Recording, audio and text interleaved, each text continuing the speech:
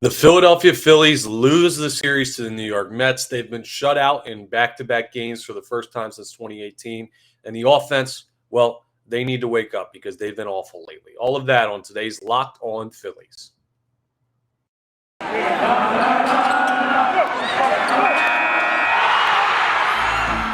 You are Locked On Phillies, your daily Philadelphia Phillies podcast. Part of the Locked On Podcast Network, your team every day.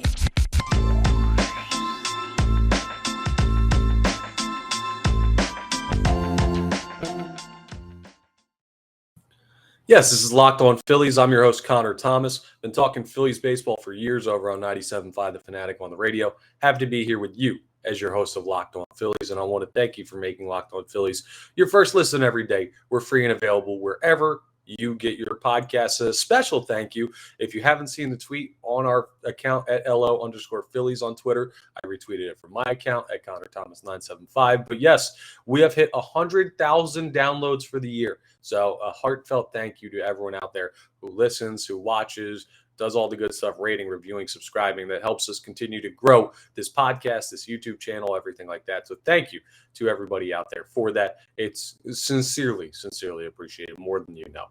Now, it was a rough end to this series in New York for the Philadelphia Phillies. And the first two games of the series in a vacuum were not bad. Actually, game one was awesome. The Phillies end up beating the New York Mets in a tight game. It was 1-1 going into extras. The Phillies win 2.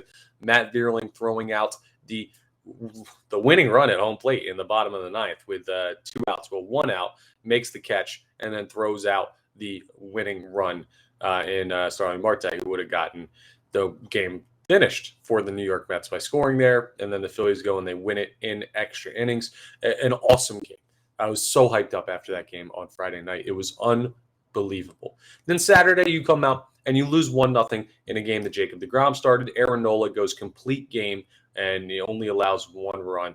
It was a great performance by Nola, a great performance by deGrom. One of those ones where dominant pitching was on display, and you end up losing. And then the Phillies come out earlier today, and I'm recording this very quickly post-game after the Phillies 6-0 loss to the New York Mets. But the Phillies come out today, and they face Chris Bassett, and they lose 6-0. They get shut out again. The offense was absolutely anemic. They had opportunities, but frankly, they just couldn't muster anything. 9 hits, no runs. That can't happen.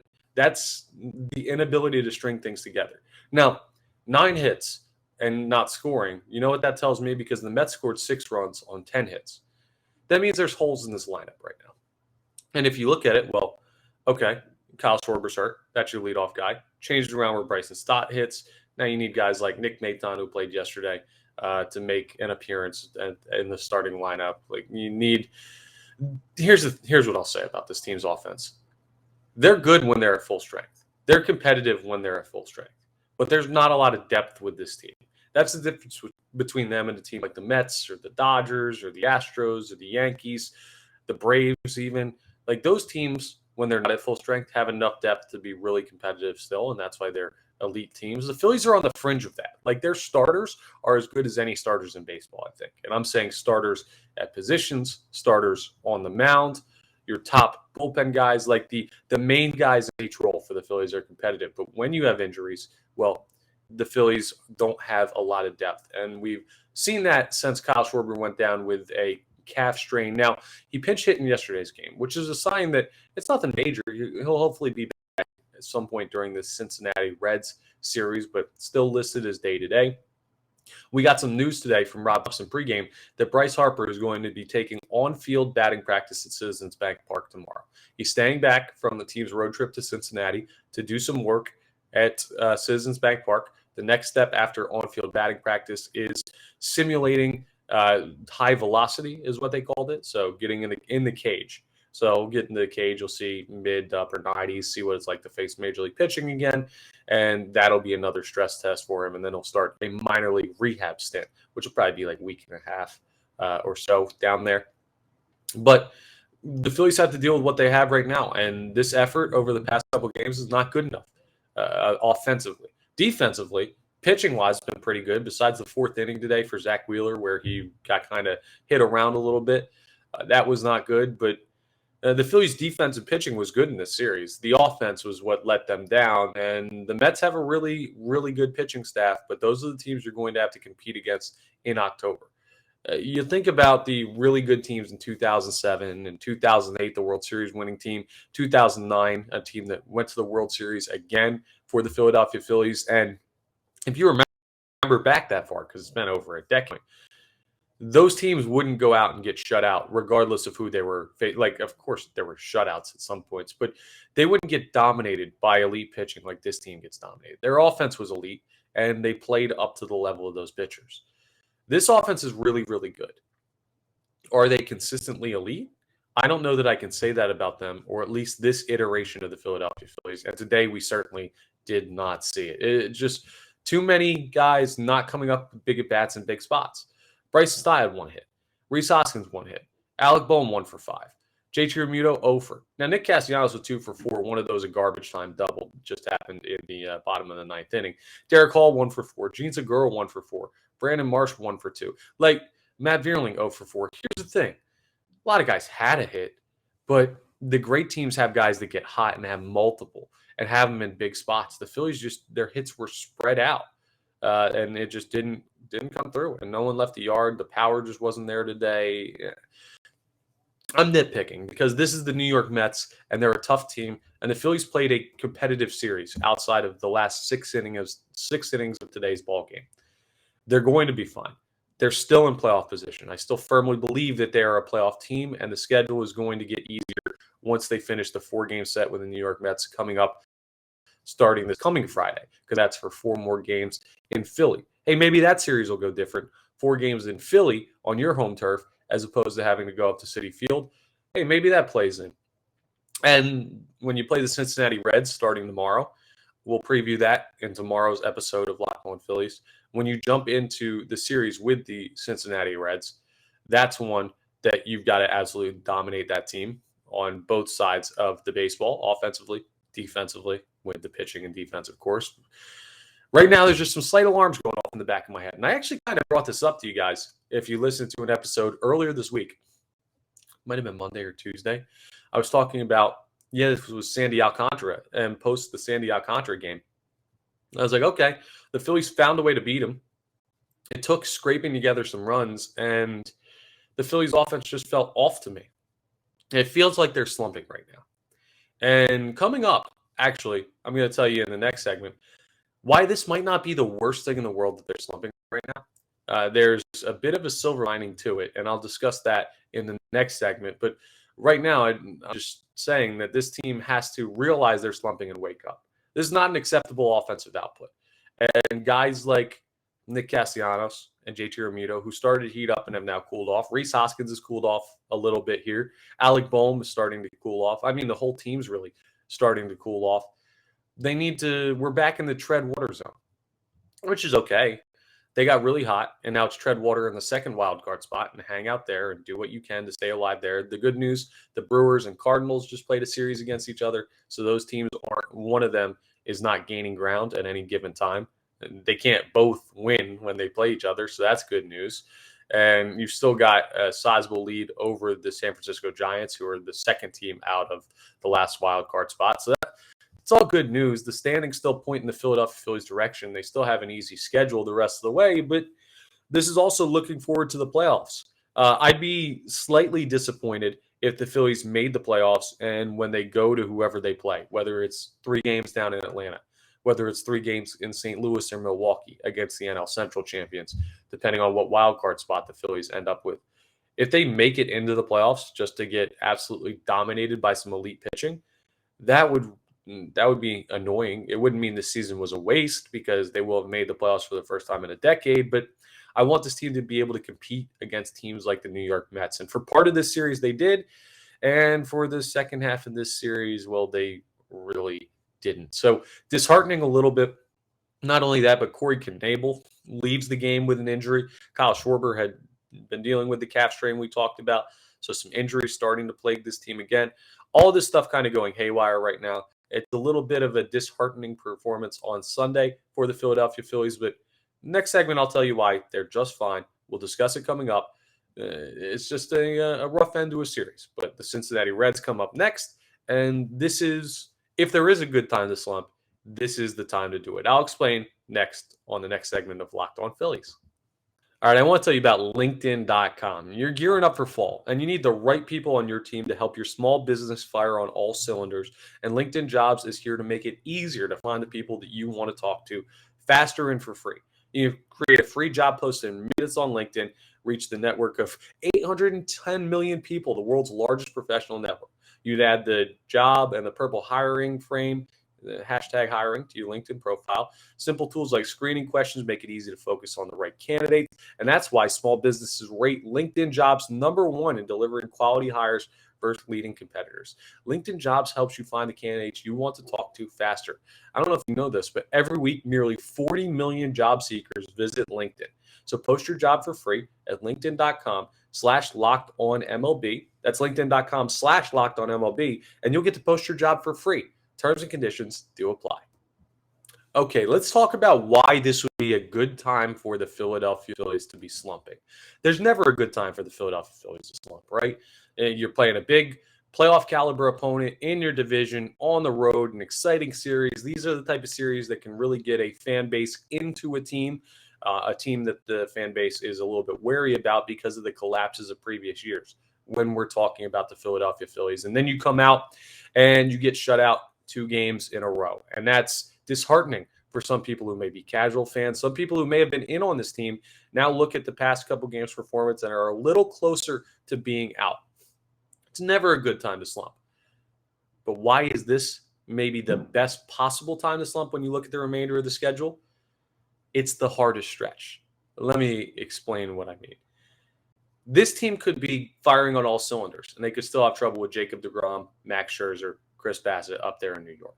This team could be on absolute fire, and the momentum could be killed by the New York Mets. And they were playing pretty darn well coming into this Mets series. They had won a bunch of games in a row, 12 of like their last 14 games, I believe it was, coming into the series with the New York Mets. Made 13 of their last 15. Now, they've still won 13 of like their last 17 games. So that's a pretty darn good stretch for the Philadelphia Phillies. And that's another reason why it's a good time for them to slump, because it's coming off of a very hot stretch. It's better to be a consistently good team. But if you're going to go streaking, the best time to cool off a little bit is when you have just built yourself a buffer by a really huge win streak. And that won't be the last big win streak the Philadelphia Phillies have this year, in my opinion. They still have the 5th easiest remaining strength of schedule in baseball. The combined record of the Philadelphia Phillies opponents the rest of the way are a .476 winning percentage. They still have 7 games against the Washington Nationals. They have 7 against the Cincinnati Reds, 6 against the Miami Marlins, 3 each against the Pittsburgh Pirates, the Chicago Cubs, and the Arizona Diamondbacks. Those are all really beatable opponents, and that tallies up to 29 games worth of their schedule remaining are against teams that are non-competitive organizations. Miami might be the only exception there, and even then, well, you can see the Philadelphia Phillies handled them when they saw them last at Citizens Bank Park. They lost the series ender, but hey, what are you going to do as one of those? They've won so many games in a row. They were kind of due for a rough performance. But another reason why it's a good time for this team to be slumping, check your calendars, because it's easy for you to forget with the way this series was played. Yeah, this series with the New York Mets felt like a playoff series for the Philadelphia Phillies. It was that type of atmosphere. And when you're not used to that, as a fan of a team that hasn't been overly competitive over the past couple of years, it can feel like these series matter more than what they actually are, or matter more than what they actually do. I'll talk to you about that as we wrap up with Off the Poll coming up next, where we'll react to our poll question about how much this series means to you. I'll explain all of that in our final segment today. But look at the calendar, because for me, my calendar today says August 14th. You know what that means? We have a month until September 14th. And then we still have a while until October 5th before the regular season is over. The Phillies record, I'm going to do some quick math here. They're 63-51.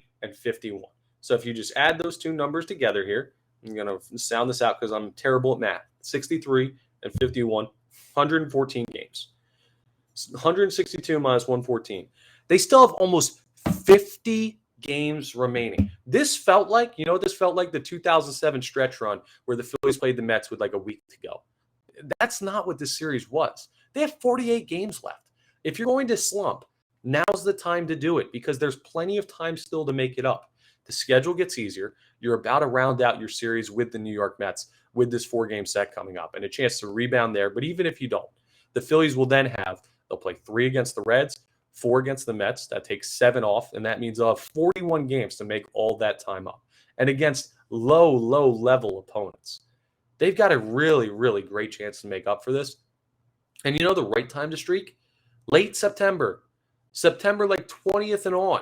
If the Phillies win like 9 of their last 10, beautiful. If the Phillies get hot over the course of the month of September, even better. But August, there have been plenty of Phillies teams that get hot in August. Looking at you, 2019 team. Looking at you, 2021 team that get hot in August and then collapse down the end of the month and they fall apart in September and don't make it in. If you have a little bit of a misstep in August, but you get hot in September, you're going to be in the playoffs.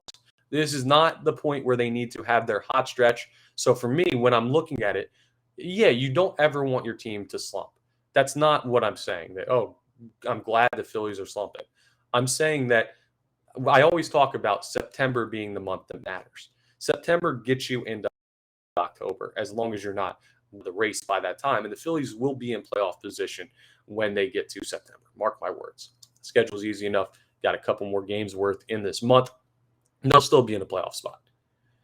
And this slumping means that, there's a good chance that the Philadelphia Phillies work it out. And they're not going to slump for a month and a half. So it means they have another hot stretch coming. It's basically like a timing out of the waves. If the Phillies are on the crest of a wave heading into a big part of the season, an inconsistent team might crest downward. If you're already cresting downward, if you're already at the bottom of the wave, if you're in like that little valley as another wave forms, it's probably a chance that you have some good baseball coming. This is just guessing percentages and looking at the way that the Philadelphia Phillies have been up and down this season and kind of gone through their peaks and valleys. That is kind of what I'm playing into here and why slumping might not be the worst thing. If they were to go through this type of stretch where the offense falls apart in late September, that'd be bad. The fact that they're going through it in mid-August could be the wake-up call that this team needs to focus in and say, hey, we got 48 games left. This is the final stretch. Let's really, really, really zone in, learn from this Mets series, understand what our deficiencies are at this point, and then apply them to playing bad teams like the Reds. If the Philadelphia Phillies take this effort against the Mets and use it as motivation to play bad teams like the Reds and Pirates and Nationals and Marlins and Cubs, they should run those teams shows. They should beat the brakes off of some teams down the stretch. And that's what I think this team is capable of doing. That's what I think Rob Thompson will have this team do. And that's why I think ultimately we will be all right. And the Philadelphia Phillies will end up being a playoff team and we'll still have a red October and everything will be good there. It's understandable how a series that feels really important in August can be disheartening. But look at it for what it's worth.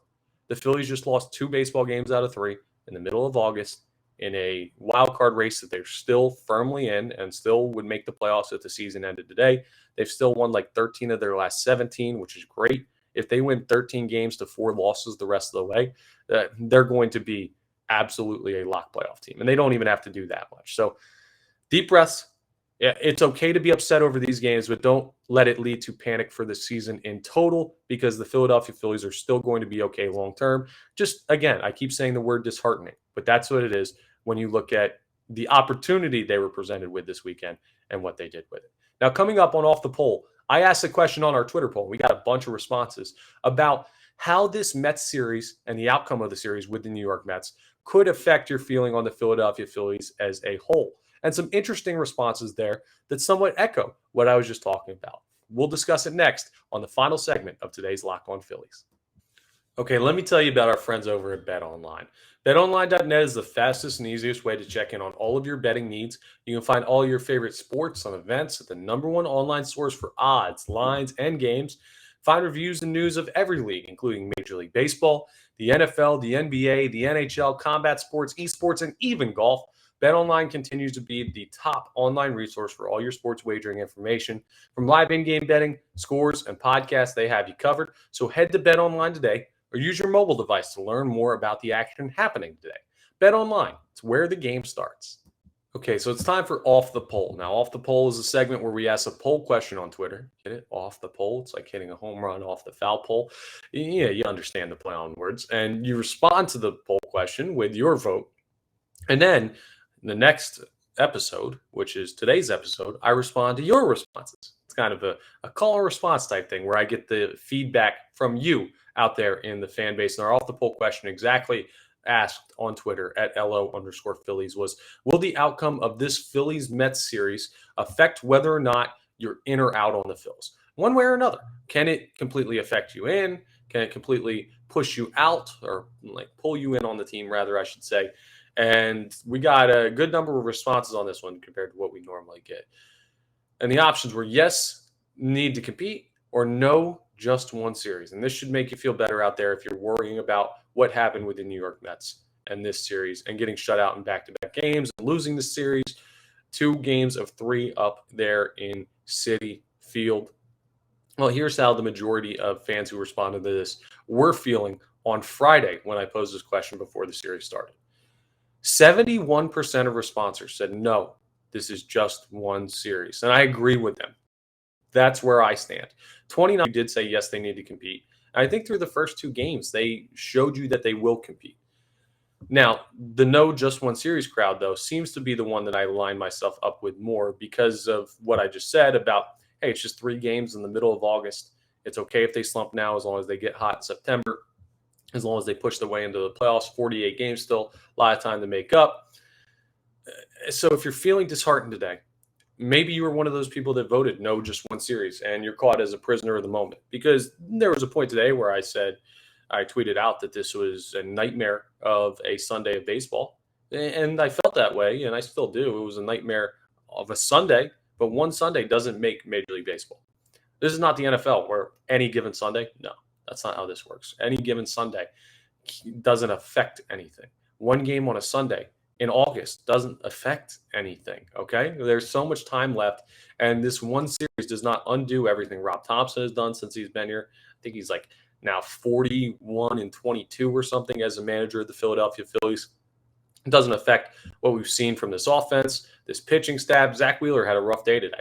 It doesn't change how good he's been this year. So 71% are cautiously saying that this is just one series. It doesn't affect whether or not they're in or out on the Philadelphia Phillies. Now, that also means it's not pulling them in if they don't believe in this team, but that's the right way to handle it. And I'm glad to see that nearly 3/4 of all of you who responded were saying that, yeah, it's just one series. Staying level-headed, and that's important as we go down this stretch. Now, there will be big series in mid-September and late September, but even for the next couple weeks here, these are still opportunities to put yourself in better position, but not must-win games, okay? There are no must-win games until you go until like September 15th and on. So just deep breaths. Let's take everything with a grain of salt. And the win streaks, take with a grain of salt. The losing streaks and the offensive slumps and everything, do that as well. So hopefully the Phillies play better against the Mets starting on Friday. But hey, a nice series with the Cincinnati Reds in Cincinnati. Not a good team. Expect the Philadelphia Phillies to compete, get a chance to go out there, and you have Kyle Gibson throwing. You have Noah Syndergaard who's going to throw again. You have Ranger Suarez who's going to throw again. Okay, opportunity to go take some games. Zone in, get the job done. That's all I've got for you for today's Locked On Phillies. I want to thank you for making Locked On Phillies your first listen every day. Now make your second listen Locked On MLB. Paul Francis Sully, he's great, covers baseball in general. He'll tell you about all the crazy stuff going on. We had a near-perfect game today in Tampa Bay that he'll be discussing, I'm sure. It's available wherever you get your podcasts. So check out Locked On MLB and check back in Locked On Phillies tomorrow as I give you a preview of the Phillies series with the Cincinnati Reds. But that's all my time for today, and I will talk to you ahead of the Reds series for the Phillies tomorrow.